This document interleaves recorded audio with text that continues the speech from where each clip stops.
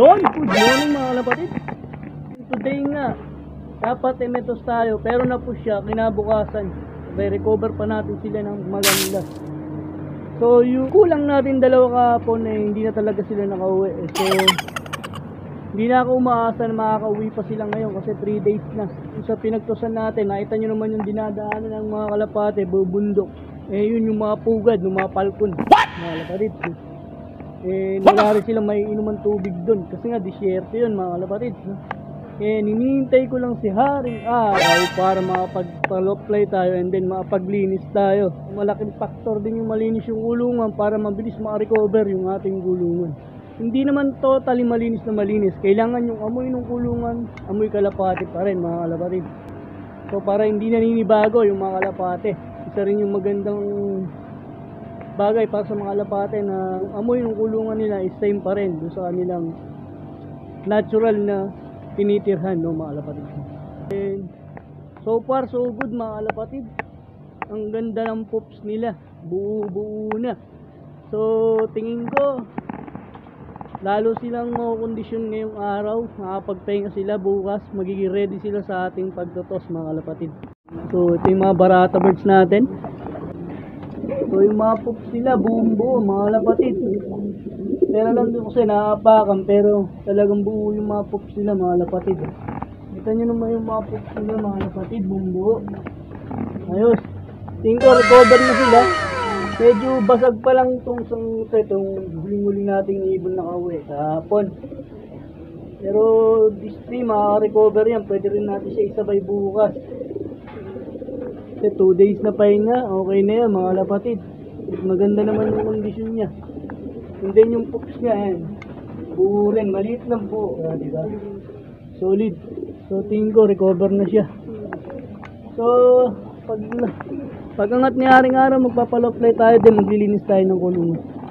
Today magdadagdag din tayo ng motivation mga kalapatid. Yan ang gagamitin natin motivation ngayon para umuwi sila. Nest bowl para ganahan silang umuwi. So may mga nagparis-paris na doon sa mga barata birds natin. So, malapit nang lumabas si Haring Araw, magpapaloplay tayo paglabas ni Haring Araw mga kalapatid. Sana bukas maging maganda yung uwi ng mga ibon natin. So next Friday club training na. So sana maging maayos lahat. Let's go. Bye. Yun na nga mga kalapatid. Yan si Haring Araw. So pwede na tayo magpa-loft-fly. And then para makapaglinis tayo sa loft. And then maglalagay tayo ng pang motivation nilang mga nest bowl para sa mga nagpapares-pares at sipaging umuwi dito sa loft natin. Labas.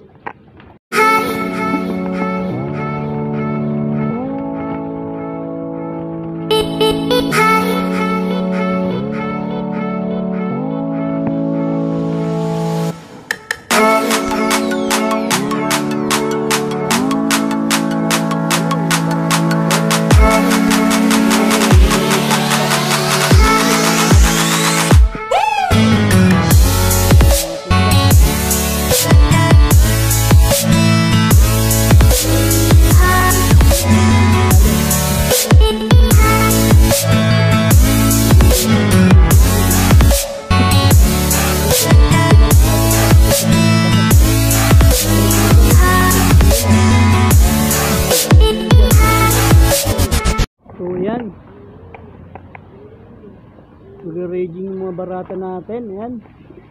Ayos.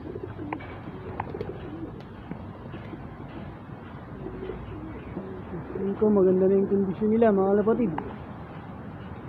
So maglilinis na tayo ng loft mga kalapatid para naman pagbaba nila malinis na yung loft. And then papatukan na tayo. Magdadagdag tayo ng supplement sa kanila ngayon para sa toss nila bukas mga kalapatid.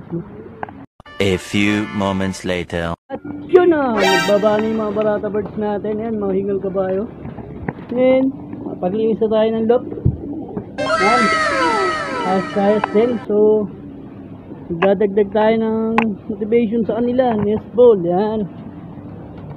Para ganahan silang umuwi, mga kalapatid.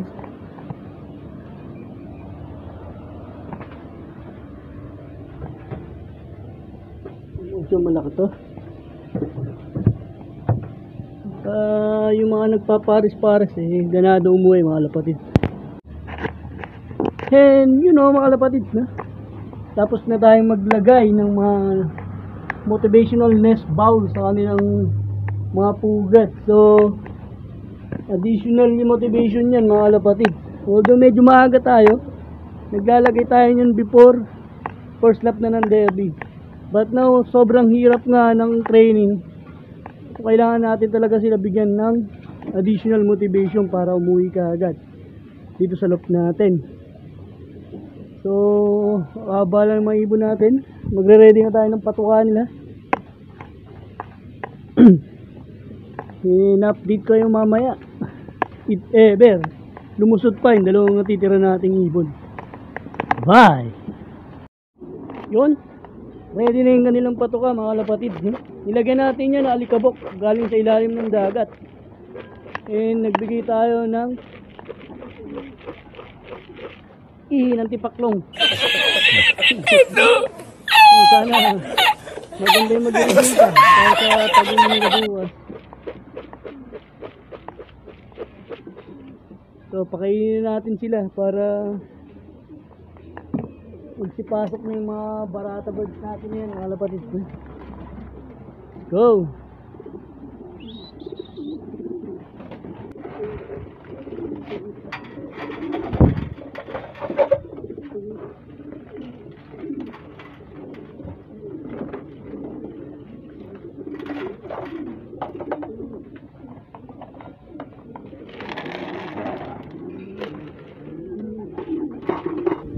Ayan, tapos na tayo magpakain mga kalapatids. Kain. Sok. Sana maganda effect niyan. So first time natin subukan yan. So update ko na lang kayo mamaya mga kalapatids. Pag naubos nila yung patuka nila. Bye. 2,000 years later. At nagbalik tayo mga kalapatids kasi nag-update na tayo. So day 4, so, wala na talaga nakauwi sa atin. Hindi na nakauwi yung dalawang ibon nating hintay. And okay na yun. So natira na sa atin yung mga matatagang umuwi. At sana magtuloy-tuloy. And ngayong hapon bibigay tayo ng patuka para pabaon natin sa mga barata natin na babiyahin ng lipad bukas, no? 70 plus kilometers, second toss nila. Next Friday club training na. So ngayon kailangan nilang makauwi na maayos bukas. Ito na yung pagsubok nila kasi nakapag-adjust na sila. So hindi na ito biglaan kasi naitos na natin sila ng una. Ito yung pangalawa. So kailangan mas maayos na yung uwi nila ngayon. Kung hindi, bubulong talaga tayo ng maaga. So ayan, gutom na yung mga yan. Hindi pa tayo nagpapakain. Nagpain tayo kaninang umaga, hindi na nasundan. So ngayon ko nga sila papakainin, gawa ng metos sila bukas. So kailangan busog sila magdamag para maging dam. Pauwi natin bukas adong may lakas sila sa liparan. So magdadagdag lang tayo ng mani. Yan, para sa kanilang patuka. So ready na natin patukan nila mga kapatid. So ready na yung patukan nila mga kapatid. Nilagyan natin ng mani. Bigyan na natin sa kanila. Bigay pa to ng iba.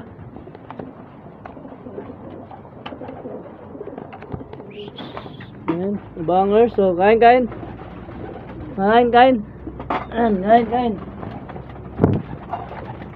Bibigay din tayo rito.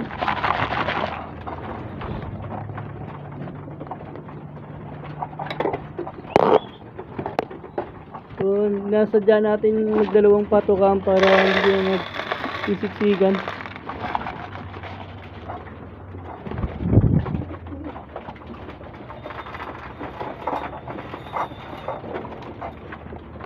Ayan.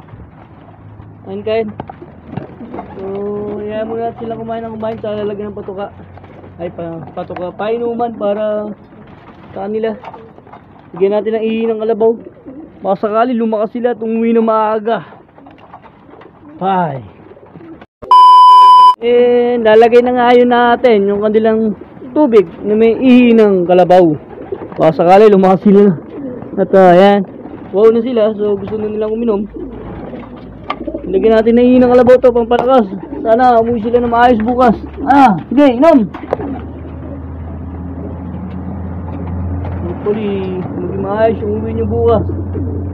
Grabe, wow na wow sila. So inihaw ko talaga sila para uminom sila na maayos. Yan ang kanilang magiging pandagdag enerhiya bukas sa kanilang bakbakan. So, siksikan sila nan. So mamaya baka magdalawang kawan tayo kasi problema ko na-stress sila doon sa training box pa lang. Gawa ng siksikan sila. Kailangan talaga hindi masyado siksikan sa training box para training box pa lang hindi sila na-stress. Sana maging maganda yung resulta ng motivation ng nest ball sa kanila mga kalapatid. So yung mga may pares-pares yan. Meron ng kanya-kanyang nest ball.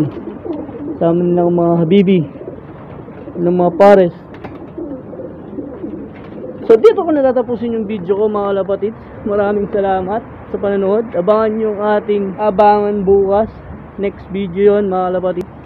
Maraming salamat sa panonood sa atin ngayon. Don't kalimutan mag-subscribe sa ating YouTube channel, Alan Love TV. Bye!